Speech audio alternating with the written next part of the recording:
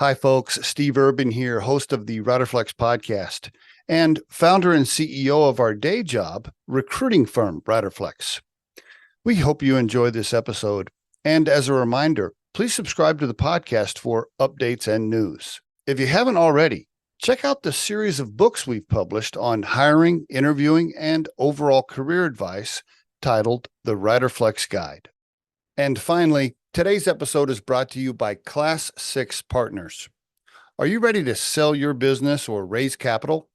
Class 6 Partners guides you through the entire process, from business optimization to securing the perfect deal. With over $3 billion in transactions, they turn your business dreams into reality. Visit class6partners.com to start your journey today. Adam Schroder on the Riderflex podcast. Adam, you got your shirt on that matches probably where you're at today. Are you in Hawaii? Yes, sir. I do. I have to confess, I try to keep it kind of quiet, but I do live in Maui. You don't like to tell everybody because then everybody wants to come see you, right? Everybody wants to come hang out. By the way, I wish that because everybody's welcome to come on down. We'll share some aloha with everybody. But no, I find that often people sitting on the mainland working hard and maybe in some cold weather doesn't appreciate the Maui talk so much. So. Are you from there or where'd you grow up? What's the story? No, I'm originally from Illinois. I grew up in a small town in central Illinois, south of Chicago. Okay. But I moved quite early in my career to Silicon Valley, and uh, that's where I spent most of my career in Silicon Valley before I moved to Hawaii. I've been in Hawaii about 15 years now. 15 years. Okay, very good. And what's it like? Is it just like what everybody says? I hear things, right? You never know what's true. You've lived there 15 years, so you know. Let's see, what do I hear? I hear it's expensive. Um, I hear that the natives don't necessarily like the people that are born there, raised there, don't necessarily like the strangers coming in or whatever. Um, either one of those true? I don't know. Yeah, so both are true, and both are elements of life here. I will say that one thing you might have heard recently is about the Lahaina fires, Uh-huh. potentially, and so half of our island was destroyed, and so that's really had a big effect on our island in the last year. It happened about a year ago now. And despite some of the hardships of living here, like it being expensive, and one thing I will note, unlike almost anywhere I've been, is Hawaii is about ohana, family, Okay. about aloha, coming together, helping each other, malama, taking care of each other. So it's a spirit that runs deep, and so when we had our catastrophe, you could really see that come out on the islands. But you're right, it does have its challenges for sure. Very good. Which island do you live on? I live on Maui. Okay.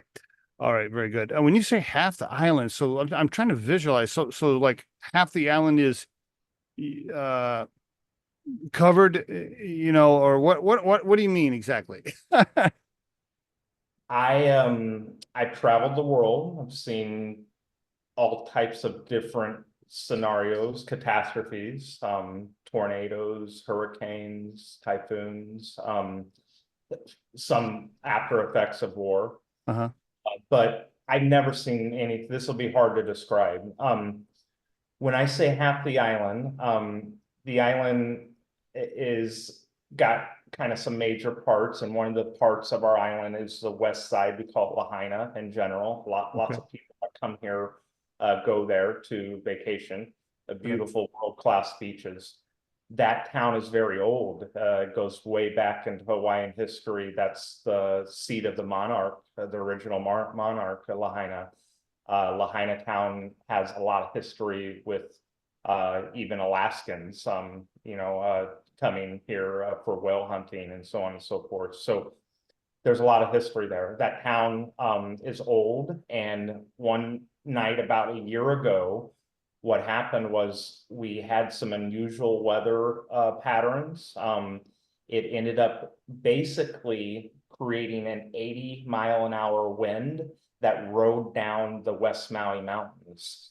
And a wildfire had started up on that mountain.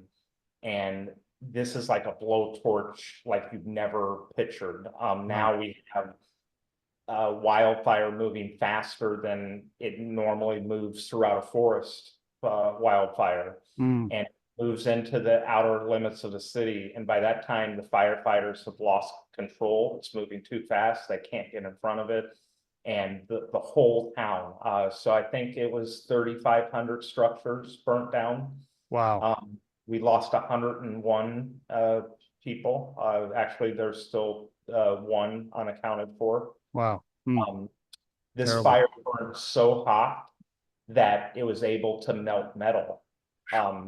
So it was quite the fire. And so now a year later, we're still in clearing debris, and we've just begun to start to rebuild the first few houses, but it'll probably take 20 years. And let me say, it looked like a nuclear bomb had exploded. I mean, it was just miles and miles and miles of ash and destruction.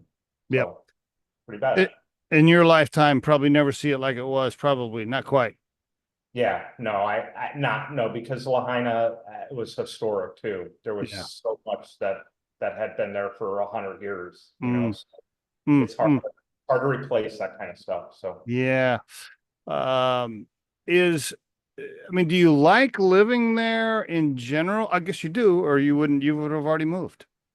well, yeah, to your point though, there is a lot of downsides. I mean, I always, I can see the attraction. A lot of people save their whole lives to come to this environment.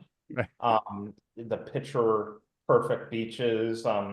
And we do a really good job in hospitality of kind of fooling you into thinking that everything's so perfect. Like, you can have your martini on the beach. It seems like this is perfect. You're like, wow, everybody does this here every day. Like everybody this is what we do every day. Yeah, it's like, no, not really.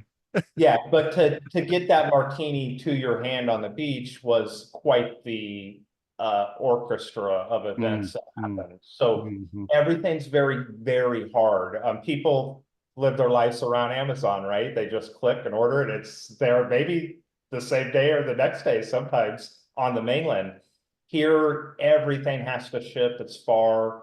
And living on a remote island is super challenging. Not only is it very expensive, but just running a business becomes extremely complicated. Say a Bolt, that would be a 10-minute run to Home Depot, might be a catastrophe here. So yeah, not to mention the time zone. Even if you work remotely, the time zones are a challenge, right? As well, probably. Yeah. I find a lot of employers, even in California, I'm really shocked by this. It's enough of a time difference that they really rather not work with people in Hawaii. So we're a little bit secluded in our market too. How did did you get there for work originally, or how'd you get there? Yeah, I came down as the chief technology officer for a high-end luxury real estate company. Okay. And then I did leave back to California one time, but I knew Hawaii was my calling. You really have to work hard to be here. So anyone that's been here for a while, unless you're extremely wealthy, you'd be a little surprised that even the more wealthy people work pretty hard to stay on this island. So anyone that you see here is probably putting a lot of effort into being in Hawaii, but it's unlike nothing else in the world. I mean, to be honest. Yeah, totally. What's your so you grew up in Chicago? Are you folks still alive, still with us, or no? My mom's passed, but my dad is still with us, and in fact, he's where a lot of my technology. I was going to ask, I was going to ask what he did for a living. So he was an IT guy. He was, he, back in the days where there was a, like, one franchise computer store called Computerland, and, they were selling the Macs and stuff. So, I mean, I don't talk about it much anymore, but I literally cut my teeth. I was the generation on the DOS prompt when I was, 3 years old, and, Cool. uh, had an Atari and stuff. So, yeah, I got you. Okay, and your dad's retired. Is he still in Illinois? he lives in Missouri of all places now. Yeah. So, Really? Why? yeah. He described to me that it's for him, it was kind of about returning to his roots. Okay. Yeah. I get it. Yeah, I totally get it. All right, very good. And siblings, you Yes. Older brother and a younger sister. okay? Okay. Are they entrepreneurial slash executives as well? Both in their own right, yes. Some of them, yeah, my sisters dabbled more into the traditional jobs, but they excel at business also. So, Okay. And how about your family life, social life, all that? What's your situation? well, that's one of the parts about being in Hawaii is I always think of that movie Castaway, Uh-huh. uh, Yeah. and I pretend I have a friend named Wilson, like I don't know. But I mean, it's tough being here, and having a social life, because it really means staying in touch with the mainland, and you'd be surprised of how much drift there is in psychology. Okay. I get some people that'll say, "Do I need a passport to come there?"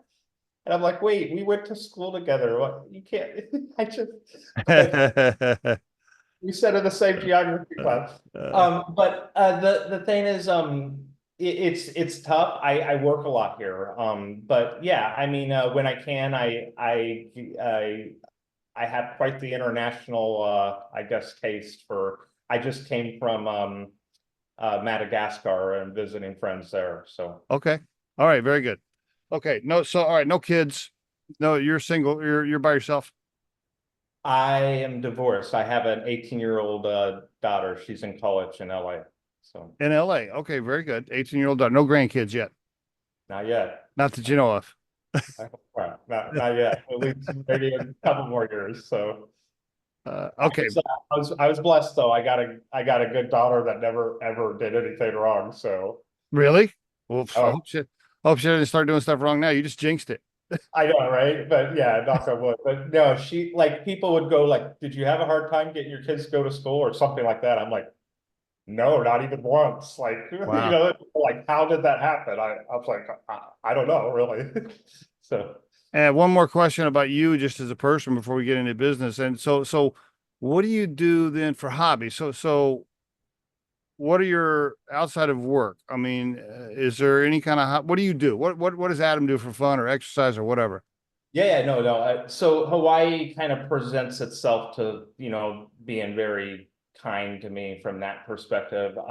I love, like, I, I would call it walking or hiking, like, but like exploring Hawaii, whether Okay. it's kind of on mountainsides or like on the beachfront. I'm doing a lot of more scuba diving lately, which Okay. place to scuba dive down here. And then just, getting out. Hawaii's just got some great natural, like, I didn't know this, but I just saw one of 4 green sand beaches in the world. It's on the south shores of the Big Island. Okay. Um, and I was able to see one of our volcanoes erupt not too long ago, kind of close up. So, it's just being out in Hawaii that's kind of the upside. And so I do take Yeah. advantage of stuff like that. Have you been to every beach and every island? No, no. And that's the thing is there's always another breathtaking, beautiful beach that, like, when you think you've seen it all, excuse me. Last I'll say on this is when I was driving the other day, there was a little bit of what we would call a traffic jam. You guys maybe on the mainland wouldn't be so, but for me, it was a traffic jam. And I realized that this thing could last an hour, and I started to get a little upset. But to my left is the beachfront, and it's well season, and I'm watching all these whales like jump out, and the spouts and stuff. And I'm like, man, if every traffic jam was like this, I was like, everybody would strive to be a traffic jam. So, Isn't it amazing? It's amazing what we as human beings take for granted, depending on our current situation, right? Isn't right. definitely right? No matter, all you got to do is just go down the road a ways, and somebody's got it rougher. When you think you got it tough, you don't have to go too far, and you're like, Yeah. oh, well, you're like, oh, okay, actually, I got it pretty good. And it's one of those places that'll kind of slap you when you kind of get down. So just getting out a little bit and enjoying Hawaii is a hobby in and of itself. So Cool, cool. All right. So you were a tech kid early on. Um, did you know what you wanted to do? I mean, did you say I want to be a CIO or CTO? Like, talk to me a little bit about early career ambitions. What were you thinking? yep. No, I was a kid that was driven to solve problems, Okay. kind of obsessively. Like if there was a math problem and it was extra credit, extra hard, right, in the top right of the blackboard, nobody wanted to do that math problem. I like have to obsess over it. And of course, it would be something very difficult on purpose for bonus points. But I would stay up all night trying to figure it out. Cool. So I Hmm. was driven by, an obsession to kind of solve problems. And I found that actually was maybe one of the most simplest ways of defining what an entrepreneur is. It wouldn't strike me as that for quite a little while. I kept finding myself kind of falling into that leadership role. It had to get done, and the team needed some leadership in the instance I was in. And I'm usually young, but I was kind of always the person who could fill that role. Yeah, So you were in leadership entrepreneurial stuff super early, right? yeah, very early, and it caused a lot of challenges in my career early You mean on. you didn't know everything when you were 23? You know, I thought I did. So, but even when I did know something, it was questioned by those around me extra intensely Of because course. yeah. Of course. So Who is this kid? Who is this kid?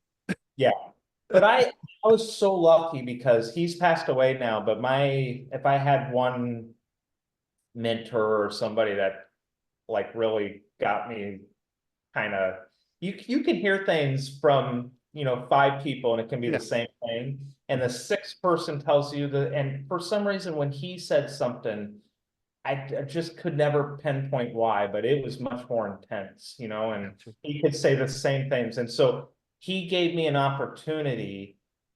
He actually seemed to get some enjoyment out of seeing the a little bit of me kind of wiggle in that executive role at that age. But he saw something in me and he gave me a chance. So That's great. Isn't it nice to have, you know,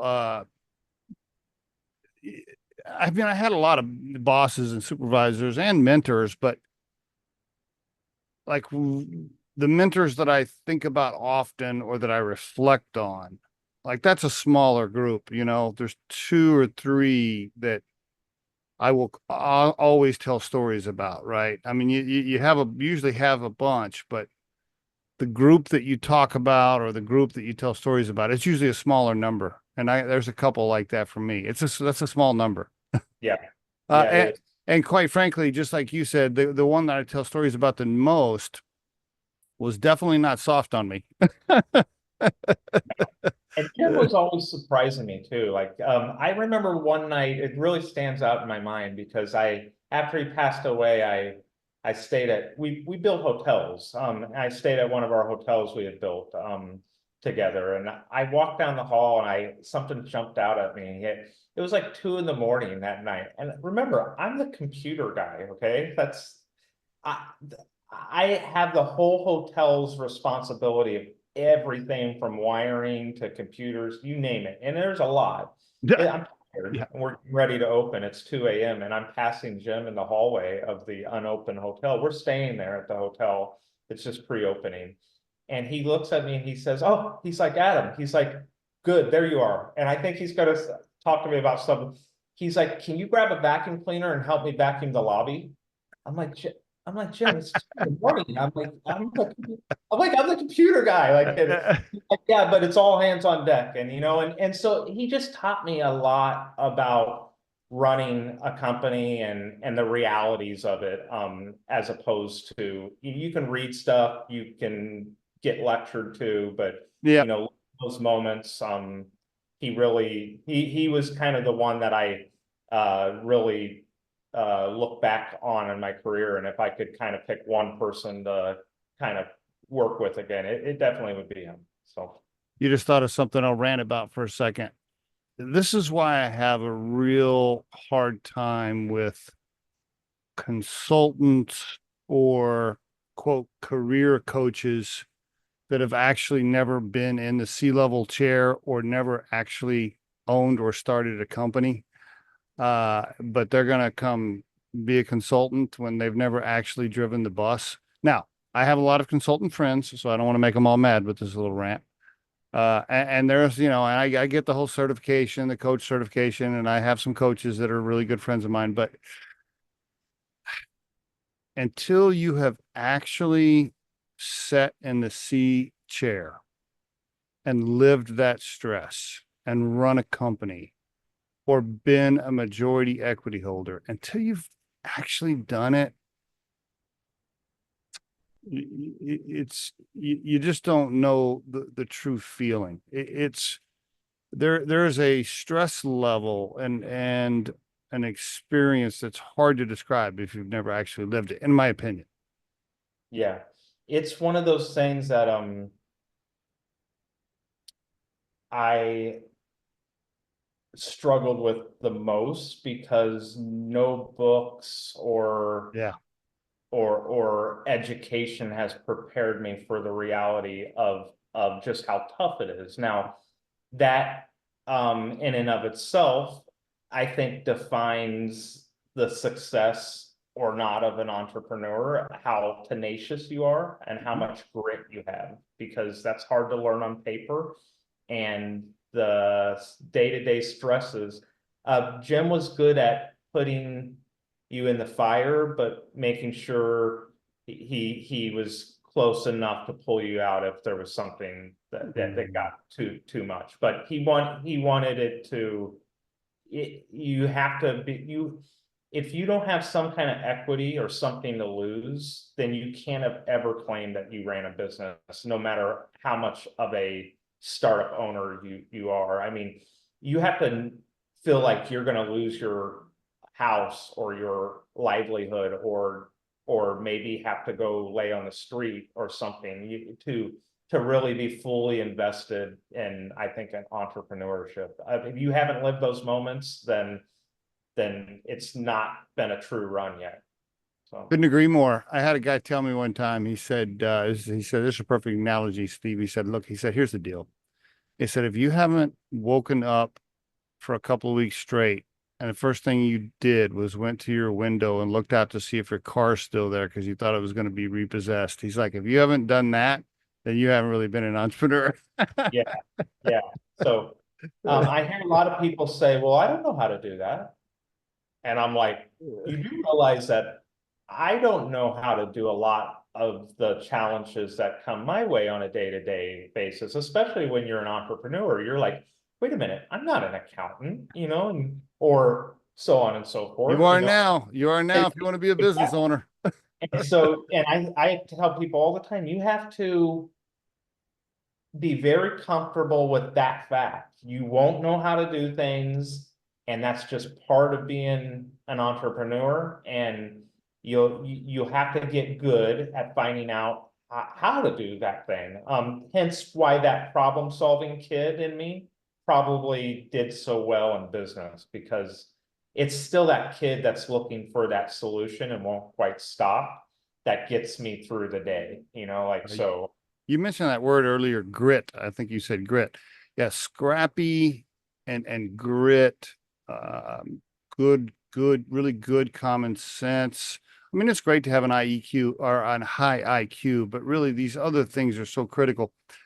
I remember I got promoted to um, an interim CEO position in '09,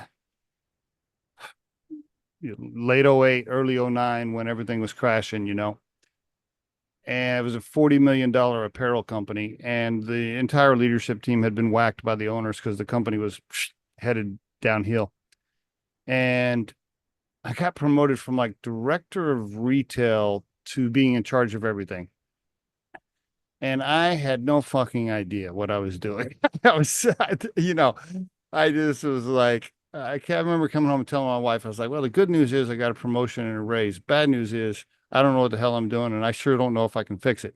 I remember walking into the CFO's office, who all of a sudden reported to me. Her name was Mary Beth, and she looks at me. She goes, "Hey, congratulations." She goes, I'm happy for you." She said, "By the way, here's our cash flow situation. If you don't find $1 million in about 3 weeks, we're going to miss payroll. So that's your first thing you need to figure out." Yeah. And then welcome, yeah, Yeah, welcome to yeah, yeah. So, but anyway, I don't know how did we end up going down that road, but we yeah. could tell. So, you What back to your career. You started being an entrepreneur. How did how'd the hospitality thing happen? How did that connection happen? that was so funny. Yeah. And I'll tie it into something else you said. Okay. One thing you mentioned is intelligence, and I think a lot of people will note about me being around me for maybe an hour. They'll be like, "That guy's," I don't know if they're putting me on a pedestal, but No, they're pretty that, smart. Yeah. yeah, they're thinking smart. Okay, so I think they think, hey, smart probably equals success in business. Not, And, yeah. and actually, my greatest attribute is the Japanese saying of fall down 7 times, get up 8. I'm just good at getting up. I'm not very good at success. I Like, love that. That's and good. IQ has zeroed. I thought when I was young, for sure, I'm smart. I'll be successful because of that fact. And that has nothing to do with, I kind of wish, like, Yeah. Right. um, no, to get into hospitality, I'm young. I'm just, let's see, I'm maybe 19, 18, 19 at the time. And I'm running this local computer service company that I had bought called Computer Works. We get a client that says he's building a hotel and Ah, he needs some help. I Now this is see. at Jim Gentleman, and Okay. like any other call, I go racing in, and I would go to any, from a gas station to a home to a manufacturing company to pretty much anybody that needed computer help. At that time, we didn't have a lot of the ancillary stuff we had. It was mostly computers, printers, This is mainframe. before, by the way, this is before cell phones. You actually had to get a call on a landline. Yep, yep. And and I had a pager that I carried around. That's right. Pager. Okay. People Yeah. thought it was super important just because of that. I hated Yeah. it because I had a pager and people never stopped bothering me. Mm. But no, I mean, it's funny. I remember going out on this site. This is how naive I was. It's in East Peoria, Illinois. And they're still just clearing some dirt and pouring a few pads. And I think like me and these four guys are going to build this 189 room hotel. I don't know why I thought that. I just thought like, oh, this is everybody and we're going to do this. And so, no, I mean, I fell into that. And the Wow. funny thing is Jim, um, actually, I told him when I met him, I said, hey, I want to do this. I want to develop hotels. I want to be a commercial developer. And oops. That's all right. Yeah. You want to get on, you're like, hey, I want to get on the real estate here. I want to be an investor on the property side too. Yeah, and so he kind of laughs and he said, okay, Adam, if you really want to be a developer and build hotels, he said, then he's like, what do you know about that? And I'm like, oh, Nothing. well, nothing, but you're doing it. And I can do it. Like, and so let's get this, going. And he said, I'll tell Yeah. you what, if you want to start out as a general laborer, and he said that way you can get a taste of all the trades. You can see all the trades working, and you can Okay. see how a hotel. He said that would be, and again, I pulled my, but I'm the computer guy card. Like, what do you think? Broom? I'm like, what's a broom? I can't move a broom. Like, Uh, I'll probably have to good. go to the hospital or something. Like, and so, no, but he had me put, and I'm telling you, 3 weeks into this, I'm pushing a broom Wow. around, Yeah. thinking, what have I done? I went from a business owner, a technical expert now, and I'm pushing a broom in this. But it led to me basically taking over his whole technology portfolio with all his existing and his Oh, builds, and then I actually got really good at starting from scratch and building hotels from the ground up. That's kind of an art in and of itself. leading the whole thing, leading the whole project. From the time we start doing architectural drawings till the time we open that, Wow.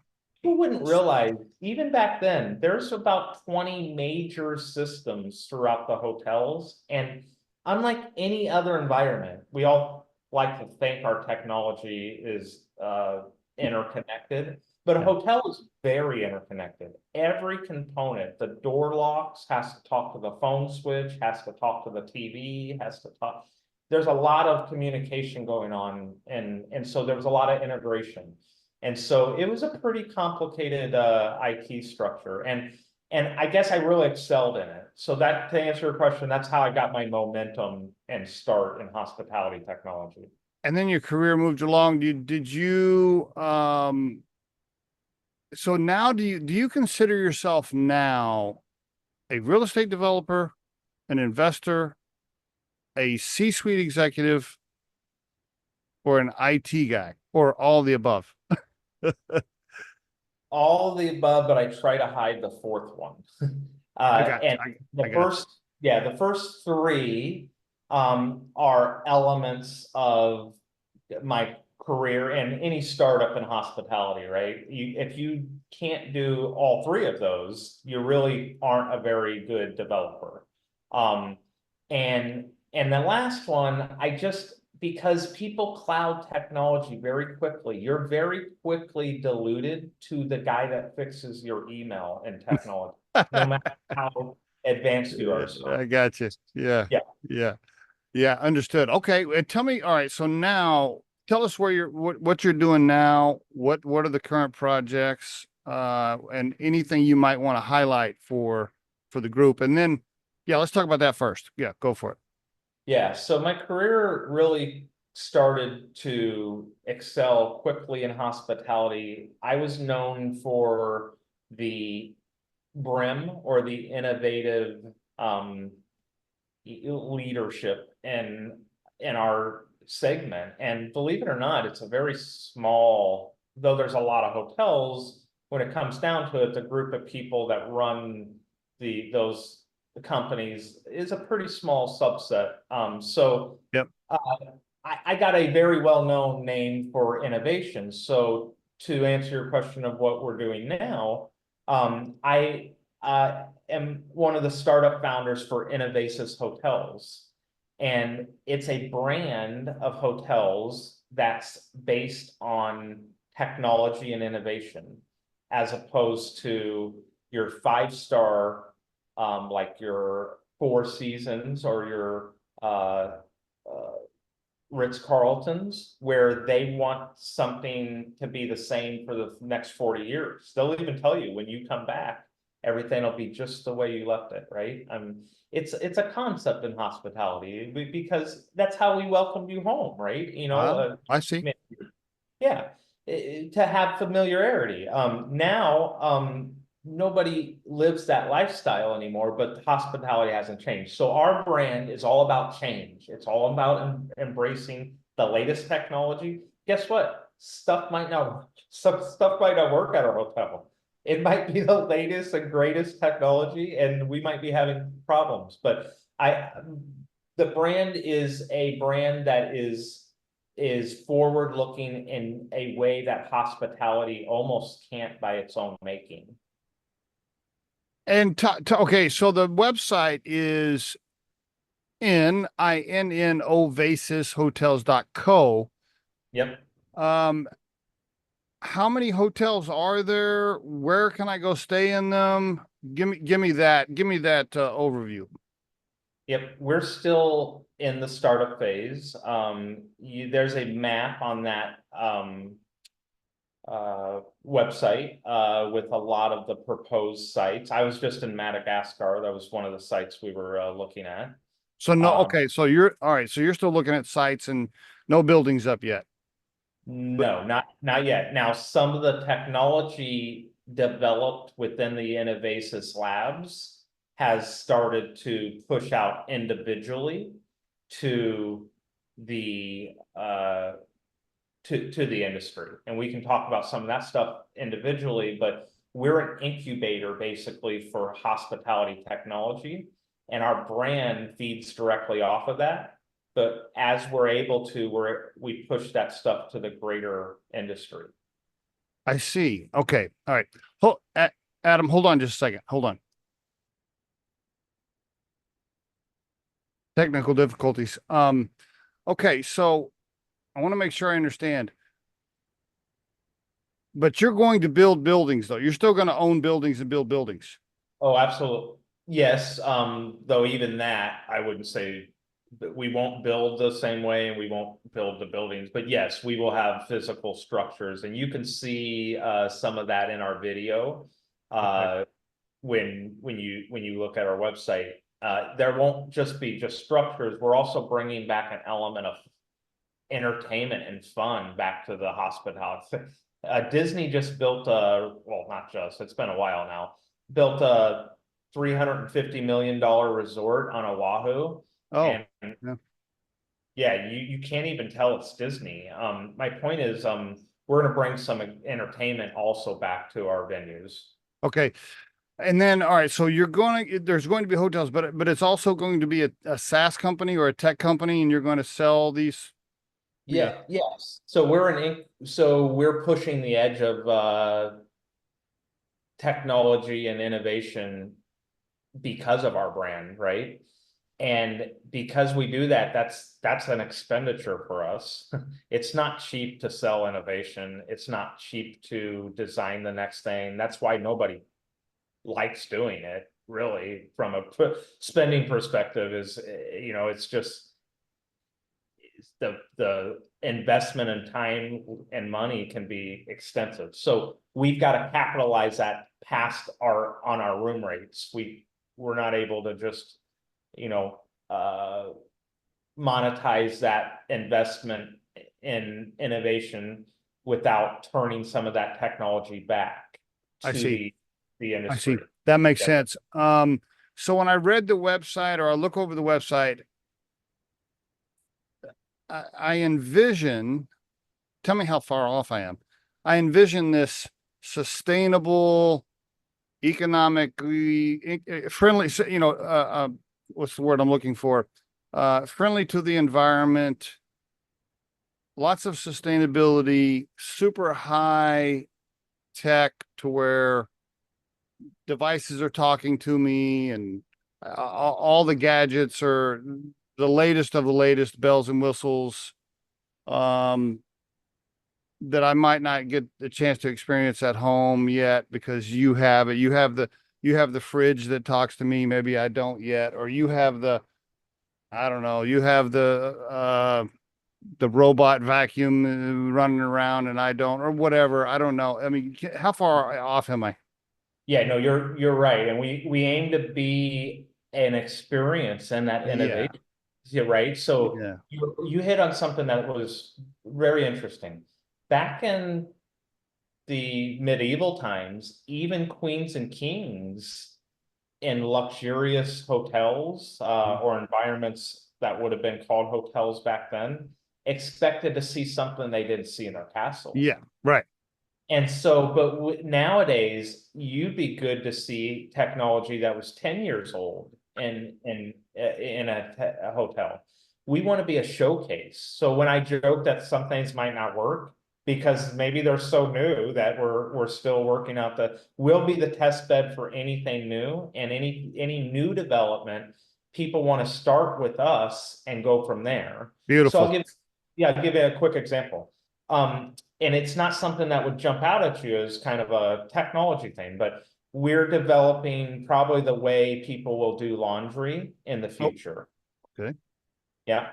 And in our rooms, when I say technology, we're even in the bathrooms, we're deep within the innovation cycle now. So one of the things we threw out was that the laundry needed to be done in room, but everybody in hospitality would laugh in the room, all the executives, if I said that. They would say there's some naivety, you're naive, because that would take you, what, 2 hours to do a load of laundry, and you've got maybe 22 minutes to turn over a room in most cases. I So see. they would laugh at it. We developed a technology that uses supercritical CO2, phased CO2 to clean your clothes. So here's what happens in our rooms. The housekeeper comes in the room, they strip the linens, they put them in our device. It's right there in the room. They didn't bring it in. It's right there. The guest can use it. Wow. 18 minutes later, those linens are 8 times cleaner than water could have ever got them. They're ready to go right back in place. There is no taking them downstairs. There is no central Wow. laundry. And so that technology will probably find its way into the average home. In fact, LG's starting to sniff around this. I think they might offer a unit here soon where you can buy a completely but you may have experienced it first in our hotel. And by the way, if you're interested, we will very well accommodate that relationship and maybe the sell and try to hook vendors and consumers together Oh, also. yes. There's your business model. I mean, every tech company on the planet that's inventing something cool. Hey, you want to test the market? You want to see if consumers actually like it? You want to see if the shit really works? We'll let you put it in a few rooms. We'll run some data. We'll run some. Hey, yeah, great. You could even tell your guests, you're like, hey, by the way, we have this new cool thing. We're trying it out in this. It's in these only in select rooms. Would you like to get a room to try it out? There's all kinds of stuff you could do there.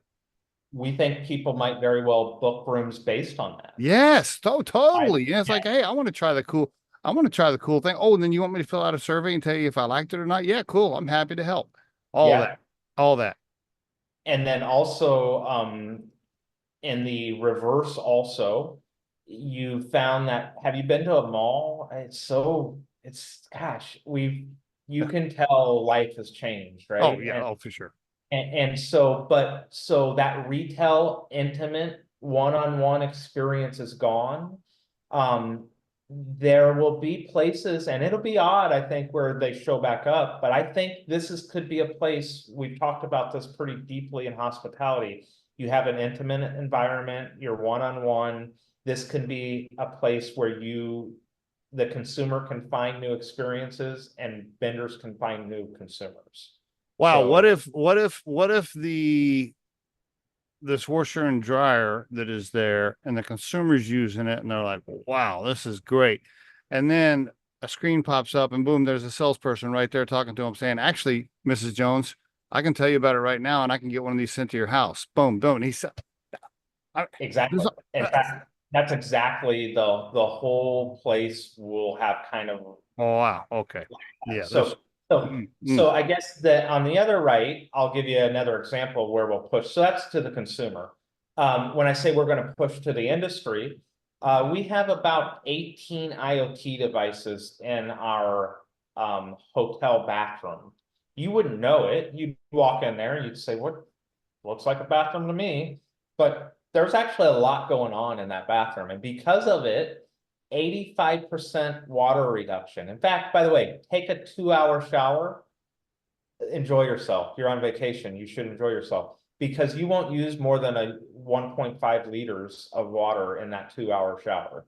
Wow. We have a system that is how you would design a bathroom today if you were designing a bathroom. We still design bathrooms like we, have done them 200 years ago. So I guess my point is there was a lot of room for improvement in everything we did. And now we're able to take that, say, the hospitality bathroom IoT system and push it out to the entire industry, because every hotel room has a bathroom and every hotel room needs to, or could benefit from a smarter system. When you model this out financially, is the real money made there with the tech, or is the real money made with the real estate, or is the real money made with the hotel stays? I mean, Yeah, it's uh, the intellectual property. It's the tech. for Um, sure, right? Yeah, for sure. yeah, the hotel industry is rougher than I think people Okay. imagine. If you run the right occupancies and the right ADRs, it can seem magical. But I mean, we also want this to be a digital nomads kind of footprint. Okay. We're hoping to scale the room inventory, so we'll probably not max it out. So a lot of developers would say, hey, we could get 5 more luxury rooms, that'll raise our, ROI. We kind of looked at the model and said, okay, we're going to probably forego some of that extra profit for some affordability.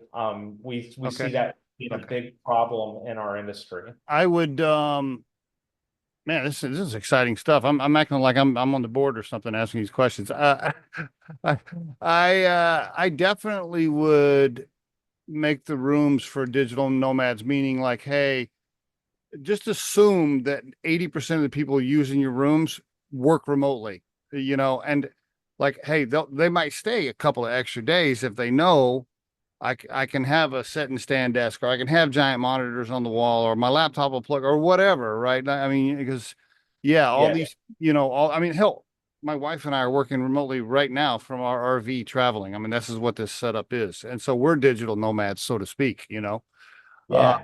you know, And you can appreciate this, then even your Hampton Inn really isn't set up. If you want to check your oh yeah, email, yeah, of course.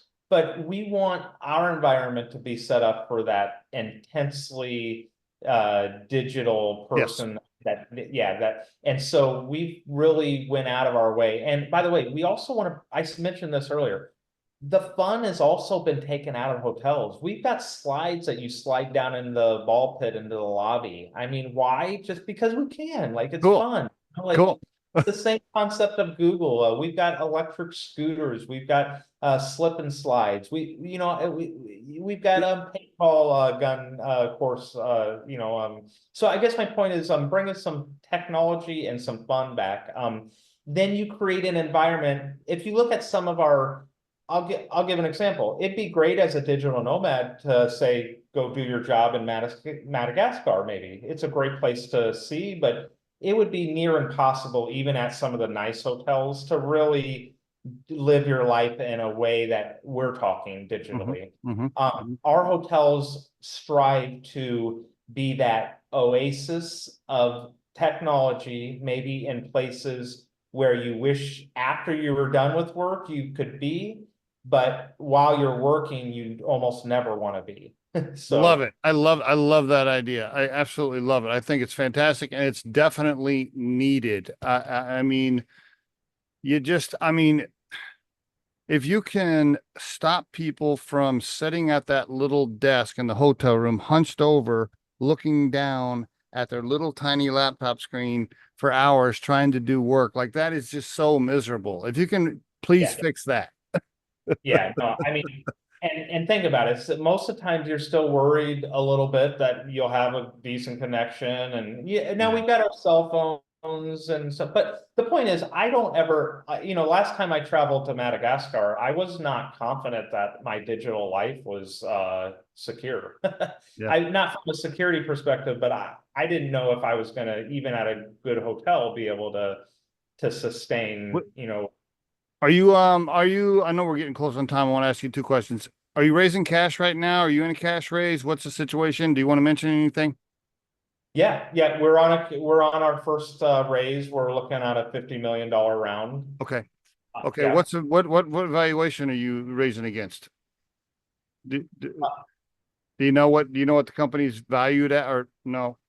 No, but, well, I would say we have a lot of scenarios, and when you're developing, we're new, so we don't have any All right. actual development, so it's Okay. hard to Okay. answer that correctly. Yep. Okay. But you're in a raise right now, 50 million, and it's still open. You're still interested in Yeah. talking to folks. Yes, and if the right people that are interested, we can really close that development cycle, because investors in this environment want some input usually at that level of where the development will be, and so on and so forth. Okay. So Okay. yeah. Yep. Okay. And is it you who's doing the raise? Who's the team, or who's the owners? Yep. We have just me and another our CEO, and he Pablo is his name. He's actually, a lot of times I'll handle the US side and he'll handle the Europe side. He's Okay. yep. Okay. All right. Very good. When do you anticipate the first building being up? Because I want to stay in it. Yeah, I was getting excited about the Madagascar site because it seemed like it had some interest. So Okay. that's but we are going to build in a very interesting way also. So I think once we do secure financing, I think that we'll have our first resort ready to occupy in 6 months from that time. Okay. All right. Very good. And for the listeners, innovasishotels.co. One more time, innovasishotels.co. Plus, if you want to connect with Adam on LinkedIn, Adam Schroder on LinkedIn, and if there's a bunch of Adam Schroders, I'd put in Maui, and he probably will pop right up. Yep. Can I ask you this before we go? I know we're out of time. I wanted to get into it more with you on this topic. I'll have to have you back on the show, but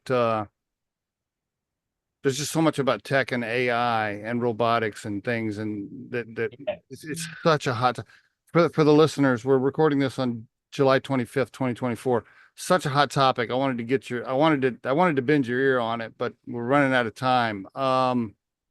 It's funny because that's my forte. I was the godfather, so to speak, of hospitality robotics, and so we could spend a lot of time on that. I know. Let me see what can I ask you to get a short one in. How about this? So, I'm reading the book. I'm about 2/3 of the way through. Mustafa Solomon, the CEO for Microsoft AI, put out a book called The Coming Wave.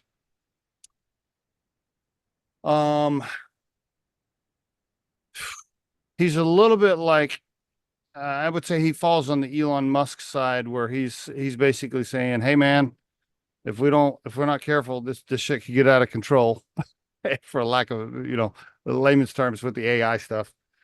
But then I talk to people. I've had people on podcasts that are like, it's fine. Well, we'll figure it out. There's always going to be jobs. Don't worry. We've always. So I hear this. I hear the doomsday of like, holy cow, we better be careful here. And then I hear the stop being weird and stop being a doomsday person. Where are you in there, Adam? Yeah, I think I lean more towards it's not as bad as we think it's gonna be. Okay. We should definitely do a second. I know, right? I know. But I will say real quick, on that subject, I joke sometimes a little bit, and I'll poke a little bit. Let's pretend that AI does take over the world. My joke is, would it be so bad that intelligence took over the world? What? Oh, yeah, I agree.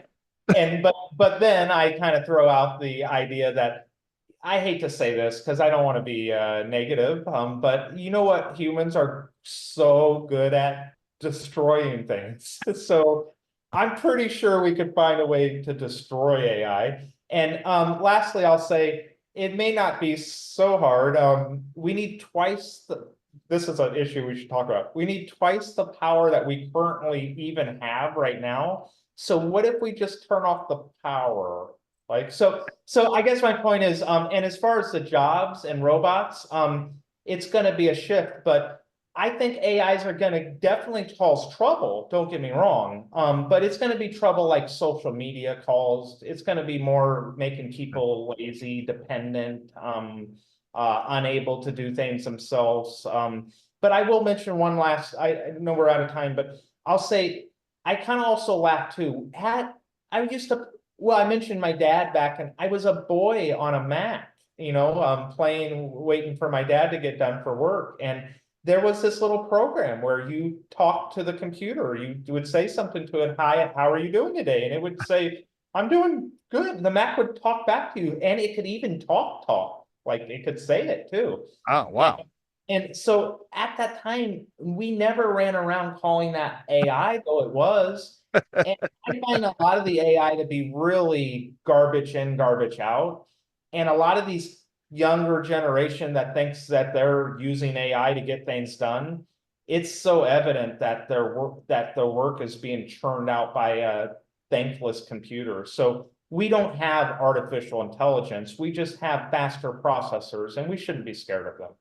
You're right. The energy, the whole energy thing, right? People definitely, we could go into a whole thing about that, right? Yeah. Yeah, and in fact, I love Elon, but you know what? He's an example of a business that, and this is hard to do, that is taking advantage of what I call a temporary problem. There's no way we're going to be running around with 1,000-pound batteries strapped to our, I mean, it's so ridiculous. And yet it has some applications, but it's funny. He's got plenty of money to back up the idea that sometimes selling a temporary solution is very profitable. So Okay, so what I heard you say, and we'll end on this. What I heard you say is AI is going to be somewhat disruptive, but it's going to be all right. yeah, we're going to be fine. It's just going to cause a lot of Okay. societal problems, but yeah, we're not. It's sometimes I wish it might take over. We don't need Sarah Connor. We don't need to call Sarah Connor to have her come take care. Not yet. But you never know. Maybe the AI will develop something Uh, better for us soon. uh, Adam, great conversation, man. Really appreciate you being on the show. Thank you, sir, for sharing everything. Thank you so much, Steve. I appreciate you.